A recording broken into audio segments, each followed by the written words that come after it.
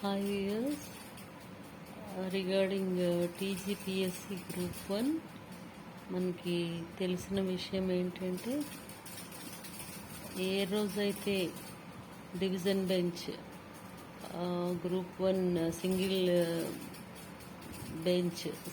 Judge bench ఇచ్చిన judgement stay ఏదైతే విధించారో అది ఏ రోజైతే డివిజన్ బెంచ్ స్టేని రద్దు చేస్తూ నియామకపు ఉత్తర్వులు ఇవ్వండి subject to the final judgement of the division bench అని ఇచ్చారో అదే రోజు రాత్రి మరి కొంతమంది ఒక 4-5 ఎస్ఎల్పి స్పెషల్ లీవ్ పిటిషన్స్ అనేవి సుప్రీంకోర్టులో ఫైల్ అయినట్టు తెలుస్తోంది. మరి అదేవిధంగా టీజీపీఎస్సీ వాళ్ళు కూడా ఇది కేవియట్ పిటిషన్ వేయడం జరిగింది. ఆ 4-5 పిటిషన్లకి సంబంధించి కేవియట్ పిటిషన్ వేస్తూ అంటే ఇప్పుడు వాళ్ళకి ఏమైనా ఆర్గ్యుమెంట్స్ అయినా ఏదైనా వీళ్ళు కూడా కేవియట్ వల్ల దానిలో వీళ్ళు కూడా వీళ్ళ ఆర్గ్యుమెంట్స్ వినిపించేదానికి అవకాశం ఉంటుంది. మరి ఈ విధంగా ఈ పోరాటం ఒక తుది దశకి ఒక తుది అంకానికి చేరింది అని చెప్పుకోవచ్చు. మనం చూద్దాం ఏం జరుగుతుందో, న్యాయం ఎవరి వైపు ఉందో ఇవన్నీ కూడాను మరి మనం కూలంకుషంగా సుప్రీంకోర్టు వారు విచారించి నిజాన్ని నిగ్గు తేలుస్తారని మనం అనుకుందాం.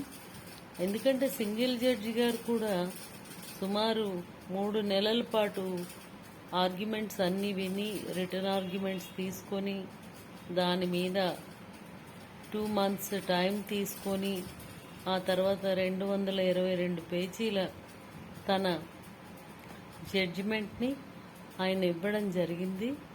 అంటే ప్రాథమికమైన సాక్ష్యాధారాలు లేకుండా జడ్జిమెంట్ అనేది అంత పెద్ద జడ్జిమెంట్ అనేది డెలివర్ చేయరు.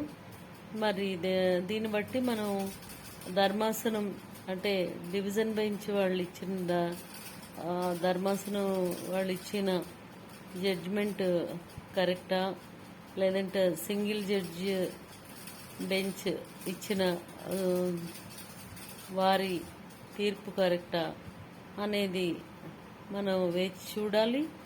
దీని మీద ఏదేమైనప్పటికీ ఇప్పటికే అపాయింట్మెంట్ ఆర్డర్స్ పొందిన అభ్యర్థులు ఒకవైపు వారి ఆందోళన, వారికి సంతోషకర సమయంలో మరి ఇటువంటి వార్తలు వాళ్ళకి బాధ కలిగిస్తాయి. అదేవిధంగా ఇది ఈ పరీక్షా కేంద్రాల్లోనూ అంటే కొన్ని పరీక్షా కేంద్రాల్లో ఇలా జరిగిందనే ఆరోపణ, అదేవిధంగా మరి మీడియం ఆఫ్ లాంగ్వేజ్ బ్యారియర్ తెలుగులో రాసిన వాళ్ళకి తక్కువగా మార్కులు వచ్చాయనేది ఆరోపణ.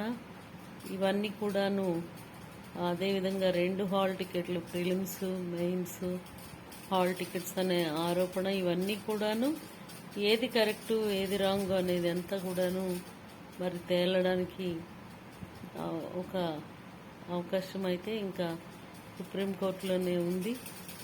అంటే సుప్రీంకోర్టు ఏం చెప్తే అది మిగిలిన కోర్టులు ఫాలో అవుతాయి. Whatever is the prudency అనేది మనకి తెలుస్తుంది. చూద్దాం ఏం జరుగుతుందో. Let us wait and see.